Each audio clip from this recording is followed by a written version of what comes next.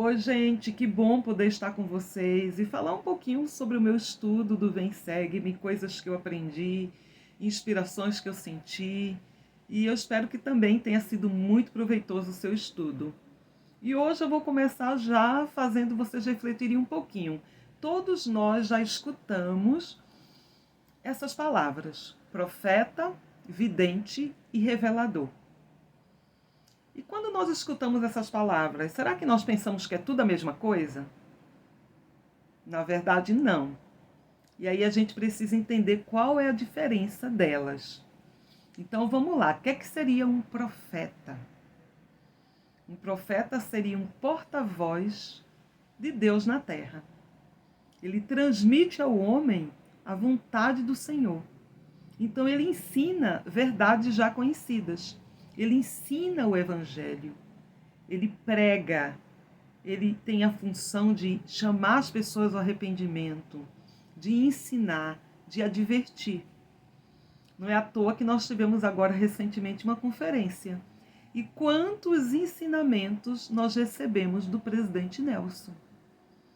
Então, um profeta é alguém que nos instrui, que nos ensina verdades que nós já conhecemos.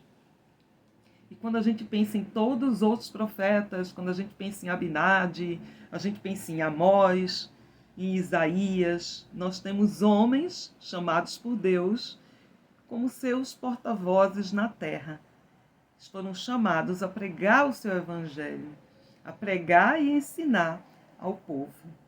Mas aí quando a gente pensa vidente, né, o que seria um vidente? Um vidente é diferente de um profeta. E por que é diferente de um profeta? Eu posso ser um profeta sem ser um vidente. Mas todo vidente precisa ser um profeta. Vou explicar. O que é que faz um vidente? Ele vê coisas ocultas. Ocultas aos olhos naturais. Com os olhos espirituais, ele vê o que nós, seres comuns, não conseguem ver. Então, como é que acontece? Né? Como é que ele é evidente? O Senhor revela diretamente para ele coisas específicas. Ou acontece, né, essa instrução direta, ou é através de instrumentos. Então, um vidente, ele também é um intérprete. Então, ele se utiliza de instrumentos celestiais, como Urim e Tumim. Então, por exemplo, Joseph Smith, ele foi um profeta, vidente e revelador. Perceberam a diferença? Então, por isso que eu posso ter um profeta sem ser um vidente, mas todo vidente será um profeta. Então, sempre que o Senhor achar necessário, teremos um vidente, né, que pode trazer à luz coisas ocultas.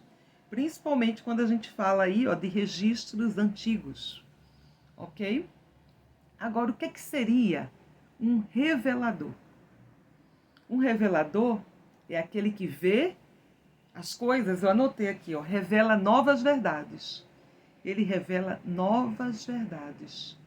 Coisas novas. E aí eu fiquei pensando sobre isso. Nós escutamos na conferência uma frase que deve ter impactado muito você e que me impactou também, que diz assim, foi o presidente Nelson, nosso profeta, que disse: nos dias que estão por vir, veremos as mais grandiosas manifestações do poder do Salvador que o mundo já viu. Olha só, nesse momento ele está revelando novas verdades, coisas que acontecerão. Então essa aula especificamente, agora que a gente já entendeu a diferença de um profeta, de um vidente, de um revelador, né? Me fez pensar muitas coisas, né? E eu lembrei de muitos profetas, de sua mensagem, Amós especificamente, porque ele está vivendo aí nessa época, mais ou menos 740 anos antes de Cristo. A gente sabe aí que em 100 e poucos anos antes de Cristo, os reinos, né, já haviam sido divididos, o reino do norte e o reino do sul. E Amós, ele foi para o reino do norte. Quando o reino do norte se dividiu, que foram as 10 tribos para o reino do norte, e Jeroboão virou o seu líder, o seu rei, o templo havia ficado em Jerusalém, no reino do sul. E Jeroboão não permitia que as tribos do norte voltassem lá para o templo, lá em Jerusalém. Então, o que é que ele decidiu fazer? Vamos fazer um improviso aqui, e nesse improviso um lugarzinho onde a gente faz os nossos sacrifícios e nossa adoração. E a gente sabe que não é assim, né? Porque o templo é um lugar sagrado, um lugar santificado, dedicado, não pode ser simplesmente qualquer lugar. Mas Amós surge para advertir, para ensinar esse povo, lembrar de verdades conhecidas, lembrar de coisas que eles já sabiam, mas que aparentemente haviam esquecido. Porque é um povo que está politicamente corrompido, ele fala muito da corrupção, ele fala muito dos males que assolavam esse povo, de pessoas que enriqueceram muito e esqueceram daqueles que eram menos abastados. Amós é tido como aquele profeta que vai falar da injustiça social, que vai desmascarar esse desequilíbrio, essa desigualdade. E vai chamar a atenção para a ganância, para o orgulho e para a idolatria, para os males que assolavam aquela época. E aí eu fiquei pensando, né, Amós falando, pregando para aquele povo. Mas e nós? E hoje em dia? Será que... O que é que nos disse o profeta na nossa última conferência? Quais são algumas das coisas que a gente poderia levar em conta? Olha só, eu anotei algumas coisas nessa mensagem linda. Ele disse assim, ó: vocês deverão... Isso é o presidente Nelson falando, né, sobre aquele discurso que ele deu sobre vencer o mundo. Ele diz assim: vocês deverão vencer as pragas deste mundo, que são espiritual e emocionalmente exaustivas. Olha só, ele está falando para nós hoje, incluindo a arrogância, o orgulho, a raiva, a imoralidade, o ódio, a ganância, a inveja e o medo. Apesar das distrações e das distorções que os rodeiam, vocês podem encontrar o verdadeiro descanso, ou seja, alívio e paz, mesmo em meio aos seus problemas mais preocupantes. Então, olha só, ele está falando sobre o nosso tempo. E ele fala para a gente ter cuidado com a arrogância, com o orgulho, com a ganância, com o ódio. É muito semelhante com o que Amós estava ensinando para aquelas pessoas, para os males que haviam nessa época, lá para as tribos do norte, para o reino do norte. E mais adiante, quando a gente vê alguns dos ensinamentos do presidente Nelson, me chamou muita atenção quando ele fala assim, ó, ele deu um discurso onde ele falou o que é verdade.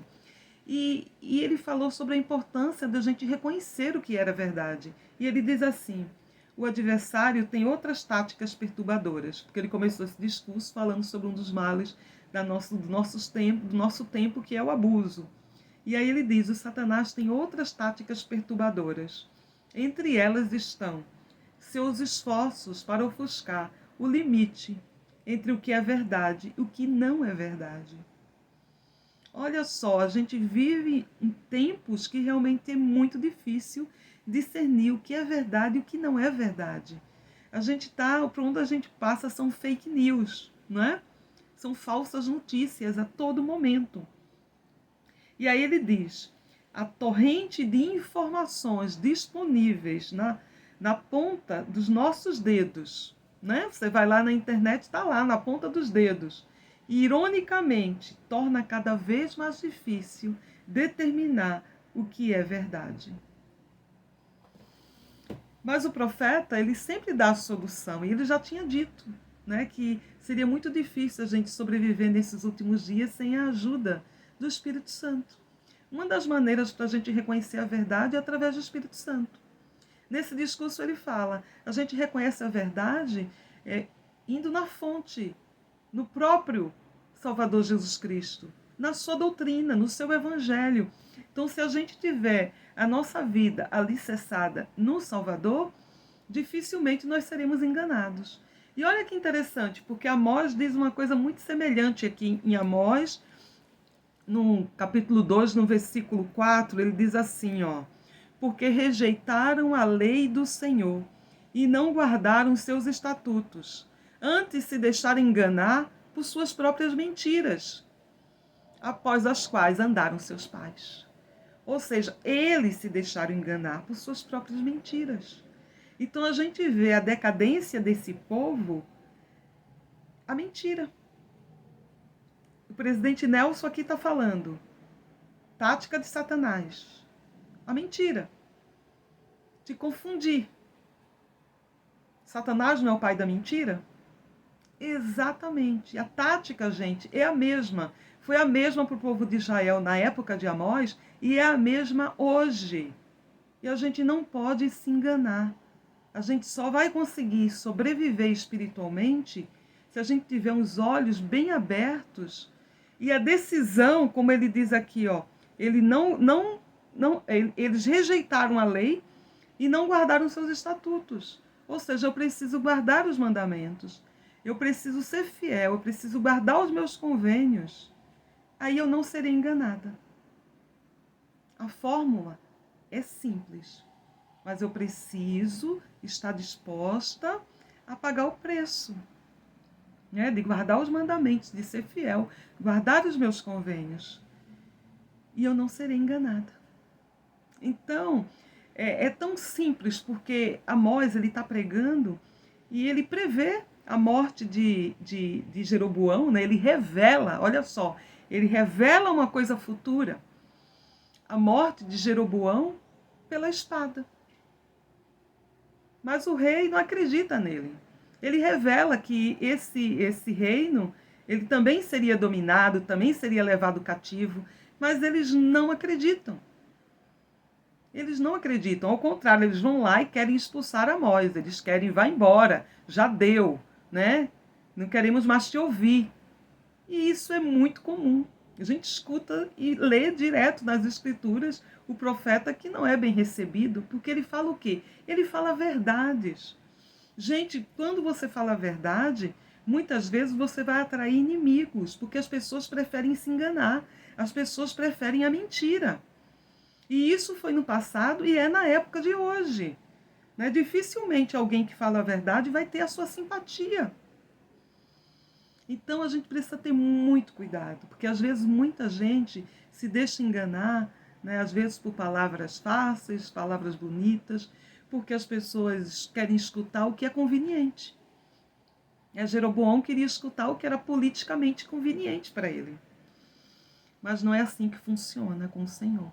E quando ele chama profetas na terra para dizer a sua verdade, a verdade do Senhor muitas vezes vai ser dura, né? Vai ser a verdade que as pessoas precisam ouvir, e a verdade é apenas uma. O presidente Nelson falou, a gente não pode relativizar a verdade. Então a gente precisa ter muito cuidado, né, com essa verdade que aprendemos. E aí outra coisa que eu achei muito interessante que o presidente Nelson disse, né? Ele falou, vivemos na época mais complicada da história do mundo. Olha só, gente, a época mais complicada. Às vezes a gente olha e vê essa época, né? 700 anos antes de Cristo, nesses povos dispersos, guerras. Eles tinham desafios, e desafios imensos, imoralidade, corrupção. Mas quando a gente olha os nossos dias hoje, os nossos desafios não são diferentes. E até maiores. Como ele diz, vivemos a época mais complicada da história do mundo. Se nós vivemos a época mais complicada da história do mundo, significa que nós precisamos ser mais fortes e mais fiéis e mais obedientes para podermos estar preparados para tudo o que vai acontecer nos últimos dias, né? Ele faz uma promessa, o presidente Nelson, as pessoas que vivem as leis mais elevadas de Jesus Cristo têm acesso ao seu poder mais elevado. Então ele faz uma promessa. Se vivermos as leis mais elevadas, se cumprirmos os nossos convênios, nós teremos acesso ao seu poder mais elevado. E ele fala que apesar de vivermos numa época extremamente difícil, nós vamos ter esse poder do alto, nós vamos ser revestidos com essa força para enfrentar a turbulência dos nossos dias. Então o que eu preciso aprender? A ser fiel. Pode tudo estar acontecendo à minha volta, mas eu preciso ser obediente, guardar os meus convênios, ser fiel para poder resistir às tentações, a resistir aos perigos do mundo. E essa névoa, de mentira, para que eu possa reconhecer o que é verdade. Amós, ele fala também sobre um período de apostasia que viria sobre a terra. Ele fala dessa fome e sede de justiça, que os homens buscariam, a palavra do Senhor e não encontrariam. Mas o que é bom é que ele nos dá consolo e esperança, porque ele fala, apesar dos castigos, da destruição, das consequências das escolhas desse povo, ele fala também que o Senhor não destruiria toda a casa de Israel. Ele não destruiria. Por que ele não destruiria? Porque existem os fiéis. E esses seriam salvos, esses seriam poupados. Então, gente, que nós possamos realmente pensar. A mensagem principal de Amós é que a gente possa saber que ele foi um profeta. E um profeta é aquele porta-voz, é aquele que fala com Deus e fala a sua vontade para o povo. Fala essa verdade que nós conhecemos, fala sobre o seu evangelho, nos chama ao arrependimento. Que um profeta, ele não nos deixa só. Ele é a demonstração de amor, que o Senhor não nos deixou sozinhos, mas que estamos sendo guiados por um homem de Deus. E não importa, quando a gente vê Amós, ele era um boiadeiro, ele cuidava de bois. A gente vê o presidente Nelson, é um médico, é um cirurgião. Então não importa se o profeta é um pastor de ovelhas, ou se é um boiadeiro, ou se é um cirurgião. Se ele foi chamado por Deus, ele tem esse manto, ele tem essas chaves para guiar esse povo. E nós somos muito, muito privilegiados, porque temos um profeta vivo. Temos a verdade que foi restaurada na terra. Não precisamos sair de um lado para o outro procurando, nós já temos a verdade. Agora o que nós precisamos é ouvir o que diz esse profeta. Eu tenho um amor muito grande pelos profetas, e até porque quando os missionários chegaram na minha casa, essa foi uma das dúvidas que nós tivemos, porque a minha mãe lia muito na Bíblia falando sobre os falsos profetas, que nos últimos dias viriam falsos profetas. Então, quando se falava em profeta, ela morria de medo. E quando os missionários chegaram e começaram a falar sobre Joseph, minha mãe disse, não, mas na Bíblia diz que a gente precisa ter cuidado com os falsos profetas.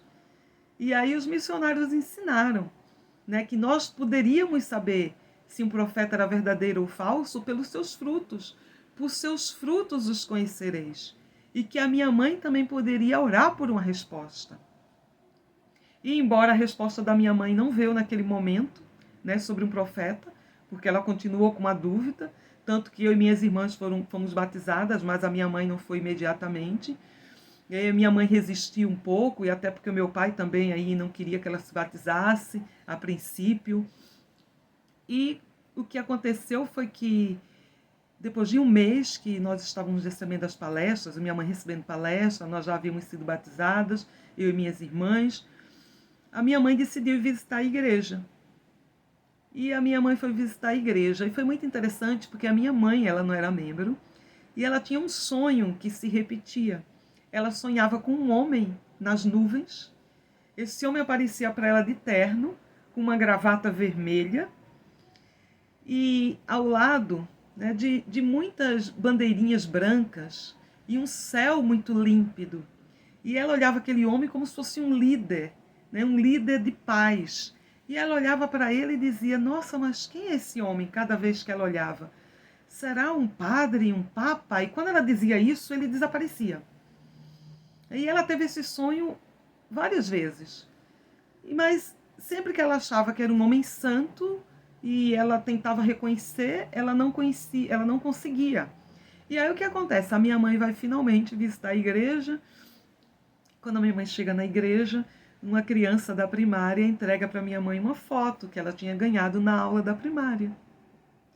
E quando a minha mãe olha essa foto, vê o homem de terno, com uma gravata vermelha, ela disse: opa, eu conheço esse homem, mas quem é esse? E ela chamou os elders: quem é esse homem? E os elders disseram: esse é o profeta da igreja, é o presidente Kimball. E a minha mãe lembrou do sonho. Foi naquele dia que minha mãe disse: eu vou ser batizada. E marcou o seu batismo. Então, para a gente, os profetas sempre tiveram vamos dizer assim, um valor muito especial. Por conta dessa experiência da minha mãe, foi isso que fez com que ela se tornasse membro da igreja. Foi essa revelação pessoal, através de sonhos, sonhando com um profeta que ela nunca tinha visto e que era um profeta de Deus. Então, que a gente possa realmente ter um testemunho que nós temos um profeta vivo que guia, né, o seu povo, que guia o povo atual, e que nós possamos seguir os seus conselhos e não ter medo. Um dos conselhos que ele deu foi que nós precisaríamos centralizar a nossa vida no templo, que deveríamos ir ao templo como nunca fomos. Então, que a gente possa pensar, né? Eu já reli os discursos de conferência, que possamos pensar nisso e aplicar o que diz o profeta, porque ele fala a vontade de Deus para nós hoje, para a nossa vida. Gente, uma ótima semana e que todos nós possamos continuar aprendendo e ouvindo as revelações de um profeta de Deus e aplicando e vivendo o que somos ensinados. Até a próxima!